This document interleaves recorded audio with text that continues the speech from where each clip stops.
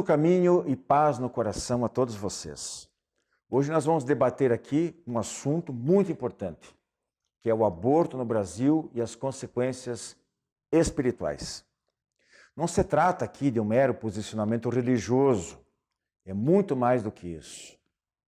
Não se ignora as repercussões familiares, sociais, jurídicas, morais e até econômicas que isso traz. Veremos os principais argumentos dos que defendem a descriminalização do aborto no Brasil. Veremos números, os provavelmente verdadeiros e alguns outros nem tanto, inventados para ludibriar a opinião pública. E veremos, claro, o entendimento da doutrina espírita a respeito. Precisamos firmar ponto de vista, nos mobilizar no sentido contrário à morte em massa de seres indefesos, provocando ou impedindo a reencarnação dos mesmos para dar continuidade à sua jornada evolutiva, tal como os nossos pais permitiram conosco. Você que está aí nos assistindo agora, você que hoje é o que é, você que pensa, que vive, que sente, você gostaria de ter sido abortado? É uma pergunta que todos deveríamos procurar responder. Mais do que uma legislação humana, eventualmente permissiva, que venha vigorar em nosso país, nós temos que nos dar conta do direito ou não individual de se fazer ou não o aborto. Legalizar, permitir, descriminalizar não vai mudar em nada o foco principal da questão, que é eminentemente moral. Sempre, em qualquer época e lugar, a interrupção provocada da gravidez caracterizará um delito grave diante das leis de Deus. Simples assim.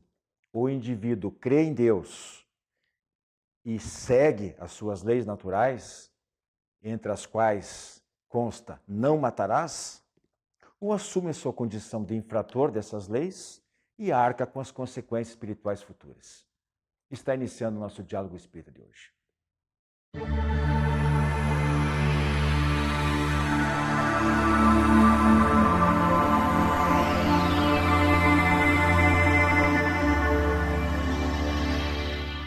Sejam bem-vindos ao nosso programa, mais uma vez.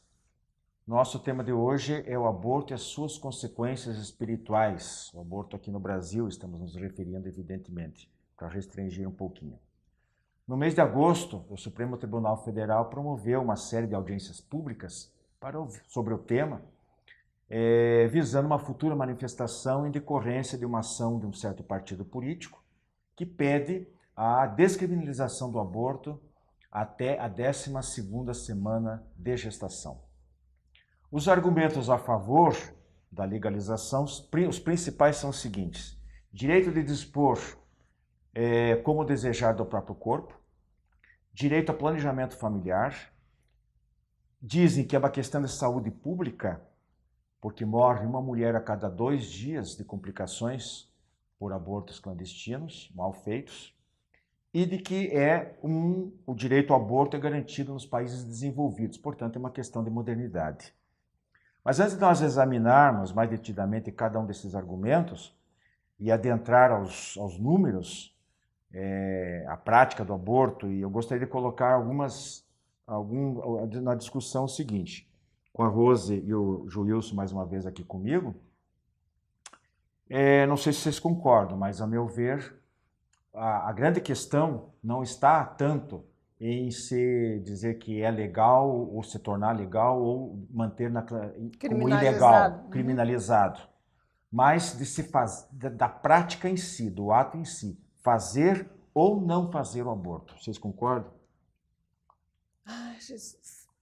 Para nós, né, espíritas, a questão é, antes de tudo, ética, de moral. Por quê? Porque a lei só age onde a ética pessoal não funcionou, né?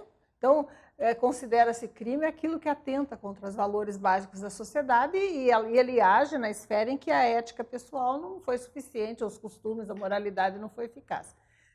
Para nós, a questão é muito grave, muito séria. Por quê? Porque o princípio espiritual já existe. Então, matar alguém, o próprio filho, dentro da própria barriga, é um homicídio, né? É um assassinato. E feito pelas pessoas que mais deveriam proteger aquela vida nascente. Então, a questão, você tem toda a razão, nem é da criminalização, da descriminalização, é do respeito à vida e da proteção do ente hipossuficiente, totalmente dependente da própria mãe que vai mandar matá-lo. O caminho seria um amplo esclarecimento de todas essas consequências, né, para a mãe, para o espírito que está reencarnando e para todos os demais que estão envolvidos, médicos, pais, companheiros que forçam às porque vezes, eles também são tão responsáveis quanto ou mais do que elas, porque às vezes, bom, isso aí a gente vai discutir ao longo do programa. Então eu acho que realmente, ao invés de a gente discutir fórmulas, deveríamos estar discutindo fórmulas, né, Joilson? Para que houvesse esse amplo esclarecimento de todas essas situações. Quer comentar desde já alguma coisa? Lembrando que para nós, né, os espíritas, a espiritualidade também passa para nós que a concepção, o espírito, ele se liga ao corpo no momento da concepção. Então ali já existe vida. Enquanto parece que a ciência coloca que até o 3º mês você pode fazer, que não tem problema nenhum. O sistema nervoso não está totalmente formado. Então você pode fazer. Mas nós sabemos, né, os espíritas, que o espírito se liga ao corpo no momento da concepção. Já existe vida no momento da concepção. E aí é como a Rose falou. A qualquer momento que você realiza o aborto, você está cometendo um crime, um assassinato. A gente atende nos centros espíritas, ocasionalmente, esses espíritos em profunda perturbação, né? Que estavam como que adormecidos naquele período inicial da gestação e que acordam no meio do processo abortivo, né?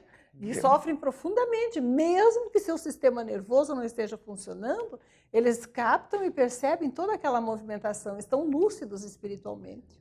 Eu queria dizer para todos os nossos telespectadores que a gente aqui não está tratando apenas pelo viés religioso. A gente não quer radicalizar. A gente tem um entendimento dessa problemática, é grave, é séria, especialmente num país subdesenvolvido, com uma assistência médica precária. A gente sabe de tudo isso. Que não atende nem bem a gestante. Que existem outras implicações familiares, sociais, jurídicas, éticas, como a Rose falou, morais e até econômicas. A gente está ciente disso. Existem alguns casos que não vai dar tempo da gente adentrar aqui. Mas olhando em via de regra, ou melhor, tendo uma visão geral a respeito do problema, eu queria comentar com vocês aqui rapidamente cada um desses 4 argumentos para mostrar como são falácias. Vejam só, dispor do próprio corpo. A mulher diz que ela é dona do corpo e ela faz dele o que bem entender. Existe uma espírita, eu li um artigo dela numa revista espírita algum tempo atrás, na revista Ceareiro, a Cristiane de Assis. Ela diz o seguinte, em 2014 ela escreveu: dizer que o feto pertence à mãe é o mesmo que falar que o astronauta pertence à nave espacial. Esta apenas fornece as condições para que ele sobreviva num ambiente para o qual não está apto. Bem isso. Você pode dispor do próprio corpo sempre. Ainda que com respeito, porque se você suicidar, se você abusar, a própria lei da natureza e as leis morais, né, vão trazer as reações indesejadas. Você não pode dispor do corpo de outro, né? De um espírito que, apesar das suas dificuldades, escolheu reencarnar por você, aceitou aquele compromisso de recomeço, que se aconchegou em você e que depende da sua proteção. Né? É impossível pensar como é que uma situação dessas pode acontecer. Joilson, caso você queira comentar alguma coisa sobre a alegação, o argumento de que é planejamento familiar. Na minha opinião, né, já antecipando um pouquinho, isso é um desplanejamento familiar.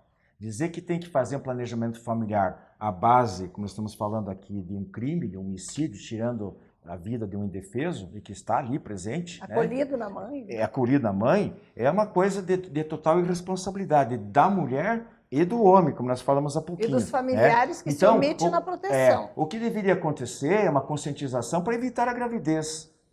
É isso que tinha que ser pensado antes. É essa educação ampla que tem que ser incisiva nas escolas e dentro das famílias, com uma orientação segura por parte dos pais, é que tem que evitar que esse fato venha a ocorrer depois. Deixa eu te contar até uma coisa importante que as estatísticas mostram. Nos Estados Unidos e na Espanha estão começando os movimentos para tratar a síndrome pós-aborto, a SPA, né, em português, que atinge até 75% das pessoas que praticaram o aborto e que tem consequências gravíssimas para a saúde física e emocional dessas pessoas.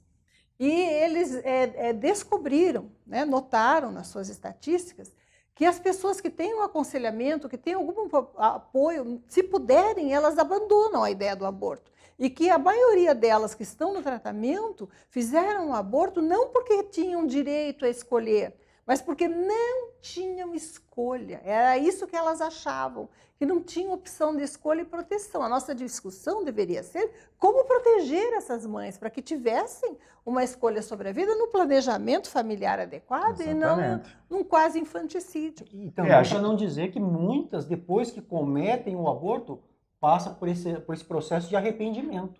Grave. O que foi que eu fiz? E dentro desse, você comentou aí, o planejamento familiar, como justificam, né? Se nós formos olhar apenas do lado materialista, né, se a pessoa...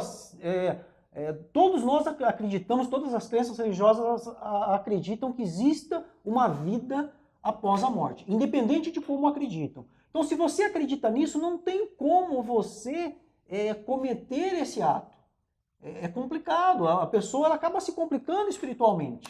E é tal história, está se tentando corrigir um erro, um erro mais grave.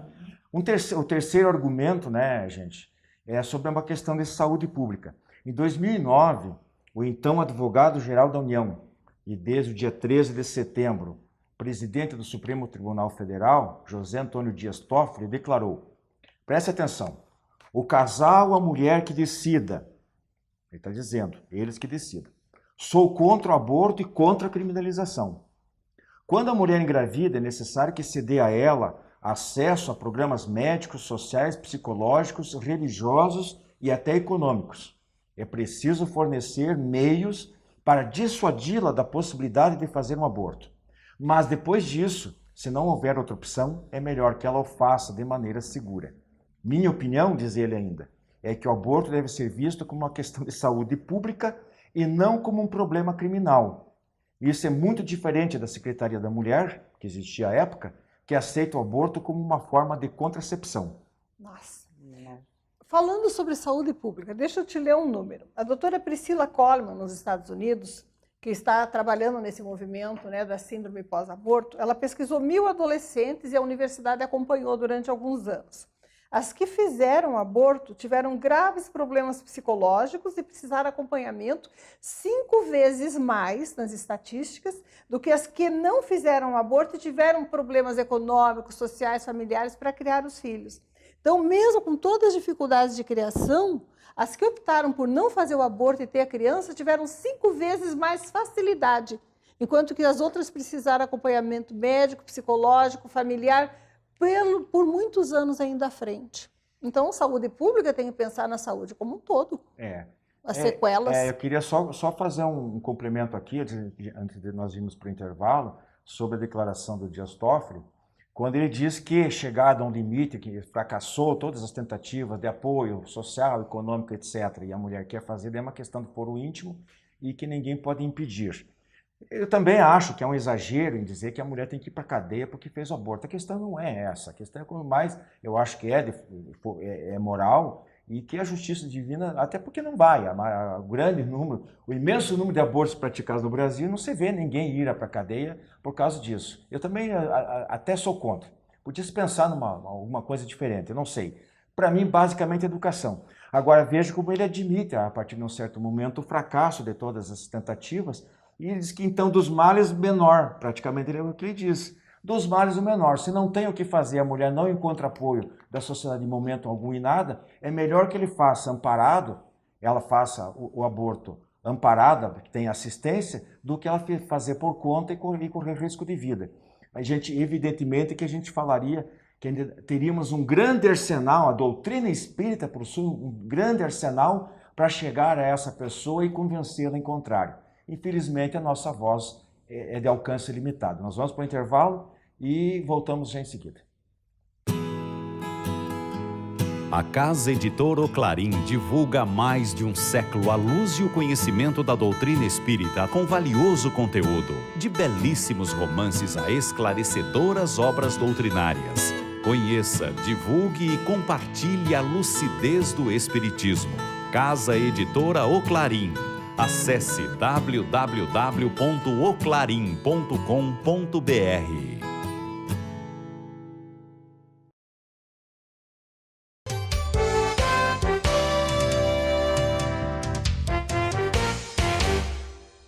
Prezados amigos, nós estamos retornando aí com a segunda parte do nosso tema livre de hoje.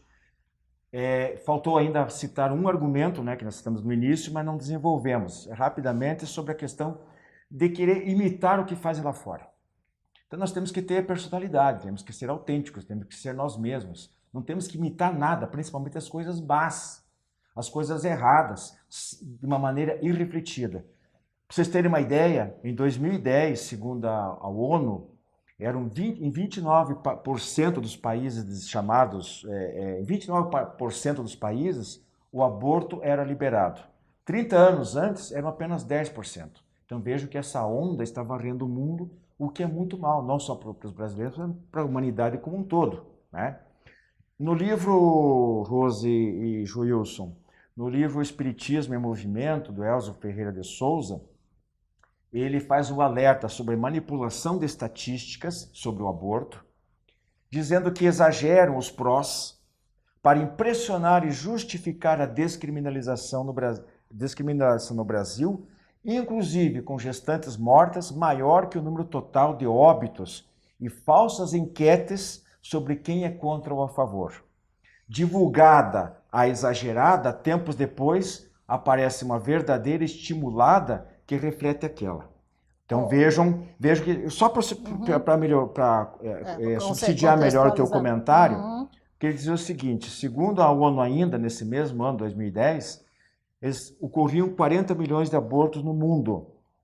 Metade deles ilegais ou de modo inseguro. E no Brasil seria 1 milhão. Eu tenho mais números, mas pode falar um pouquinho, depois eu volto. Dizem, né, esses mesmos materiais divulgados recentemente, a discussão no Supremo, que 1 em cada 5 mulheres já praticou um aborto clandestino. É uma estatística duvidosa. Mas ainda que uma única tenha feito, né? Ainda que uma única pessoa tenha morrido à míngua de socorro em clínicas clandestinas, tudo é lamentável. O que está faltando, porém? Qual é a medida que se pode adotar nesses casos? Essa é a grande questão.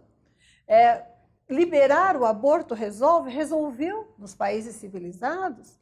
Há um menor número de mães mortas, com certeza, mas pelo quê? Melhorou-se a assistência materna, acompanhamento pré-natal, suporte às mães que desejam ter os filhos. Então, as condições gerais de saúde e alimentação como um todo, a proteção à população toda, foi incrementada, melhorou o nível de acesso à proteção, à saúde e à nutrição.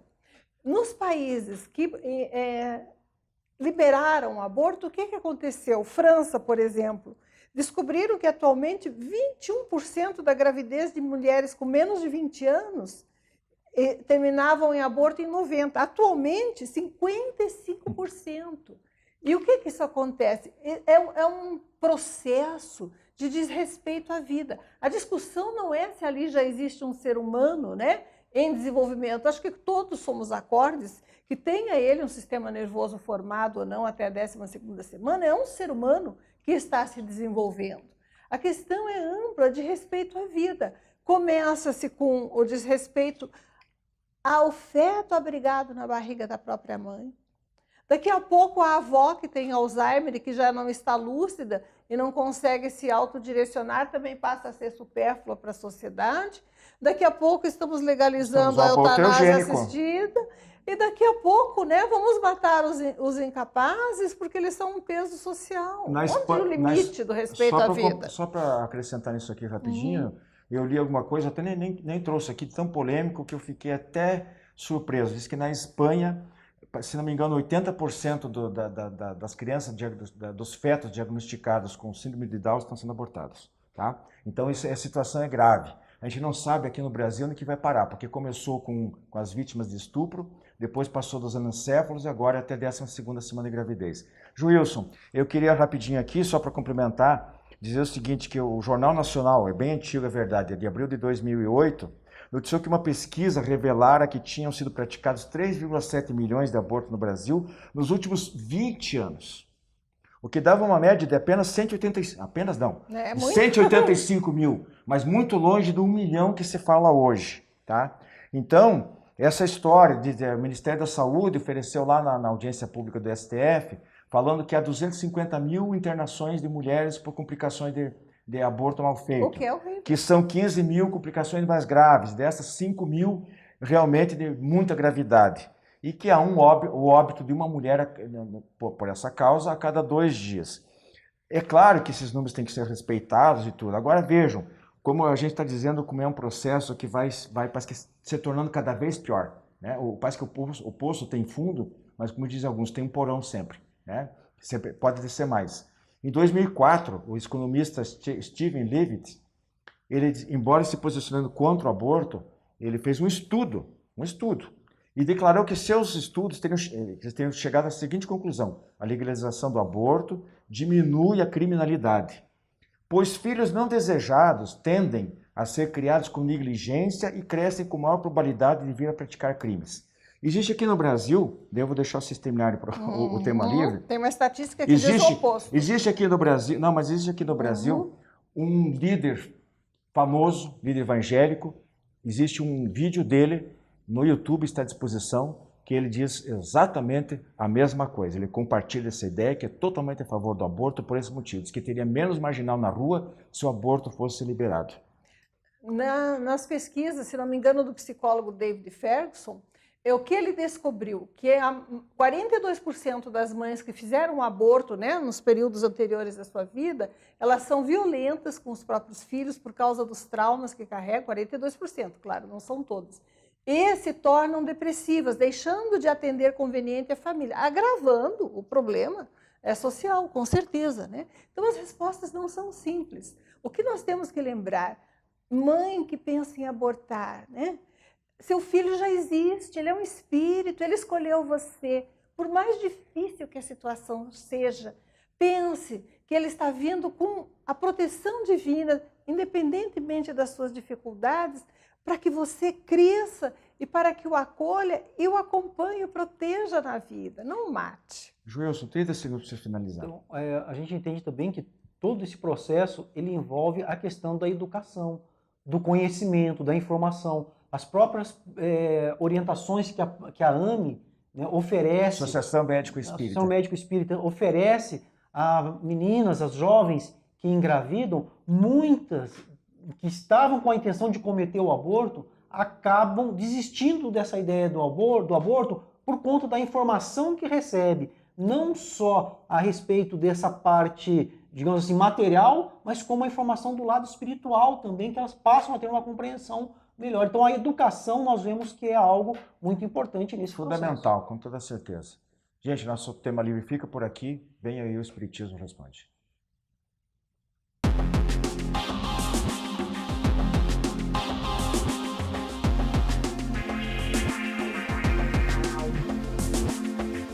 Prezados amigos, no quadro Espiritismo Responde de hoje, estamos com a seguinte questão que nos foi enviada.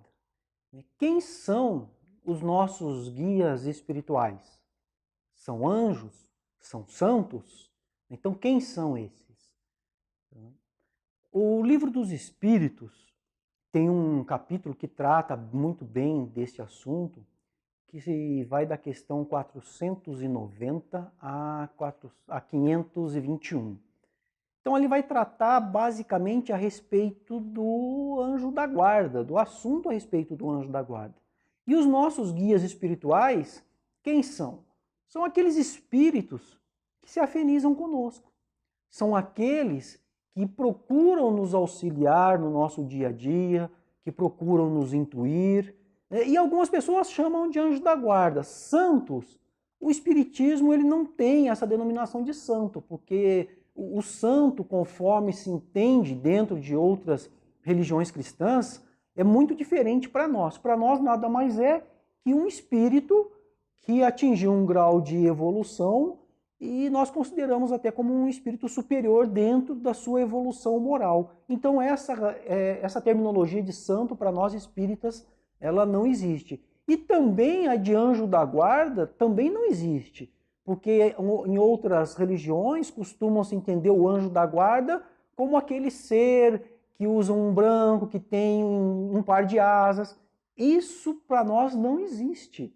Nada mais é, os nossos guias espirituais, nada mais são que aquelas pessoas que já desencarnaram, que se encontram no plano espiritual a um determinado tempo, que têm um determinado conhecimento a mais do que nós e procuram nos orientar, procuram nos instruir.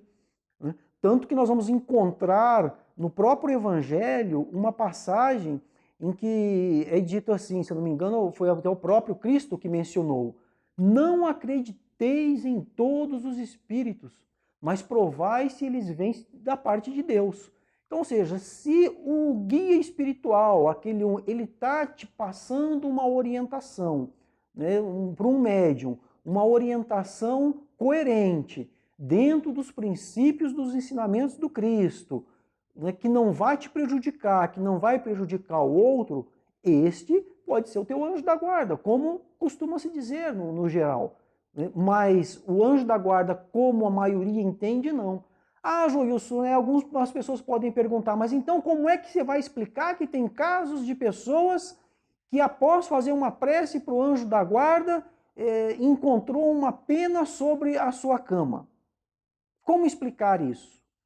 Os espíritos superiores, eles vão nos orientar dentro daquilo que nós acreditamos. Então, se você acredita, se você precisa de um sinal, né, de que o anjo da guarda está te orientando, ele vai materializar uma pena sobre a sua cama, para que você acredite ainda mais nesse lado espiritual. É basicamente assim que funciona. Agora, para nós espíritas, nós sabemos que nada mais é que um amigo que se encontra do outro lado. E esse guia espiritual, ele estará conosco o tempo todo? Né? Ele foi designado para ficar conosco o tempo todo durante a nossa caminhada, a nossa existência terrena? Sim, e muitas vezes foi ele quem escolheu. E ele estará sempre nos orientando, nos alertando. Agora, é claro, se você é uma pessoa, né, que não atenta para as suas intuições, vamos assim dizer, costuma ter uma vida desregrada, né, não procura seguir os ensinamentos religiosos, seja ele qual for, né, basicamente os ensinamentos do Cristo, né, e procura então seguir do jeito que você queira fazer, ao seu bel prazer, obviamente que chega uma hora que esse espírito protetor, esse teu guia espiritual, ele irá se afastar de você e deixará você para que você aprenda a lição. É como um pai muitas vezes faz com um filho, que orienta, explica, conversa, fala, aí chega uma hora que não tem mais o que falar. Aí deixa o filho dar as cabeçadas na vida para ele ver se ele aprende alguma coisa. Então, é basicamente assim que funciona a questão do guia espiritual, dos anjos da guarda, né, como costumam dizer. Então, continuem mandando as suas perguntas para o e-mail que aparece aqui embaixo na tela, que serão respondidas nos próximos programas. Muita paz a todos.